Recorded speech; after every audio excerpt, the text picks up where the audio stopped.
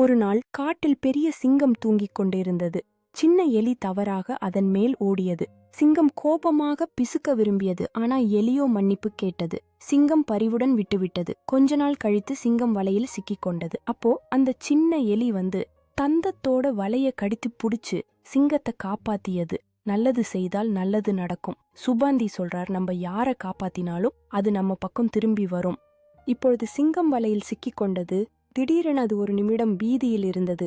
ஆனால் எலியின் மனமும் அதை காப்பாற்ற வேண்டும் என்ற உறுதியும் ஒரே நேரத்தில் விளங்கியது.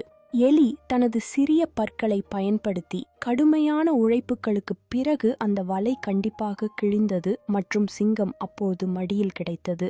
சிங்கம் வலையை கடந்து வரும்போது அது எலிக்கு பாராட்டுகளை அளிக்கின்றது. அதன் கண்களில் நன்றி மற்றும் மரியாதை தெளிவாக பார்த்தோம். அப்போது எலி மனதிற்குள் மகிழ்ச்சி குறித்து கொண்டிருந்தது. மேலும் சிங்கம் மற்றும் எலியின் இடையே ஒரு வலுவான நட்பு உருவாகியது. இனி இருவரும் பிரிந்தாலும் அவர்களின் உறவு என்றும் நிலைத்திருக்கும்.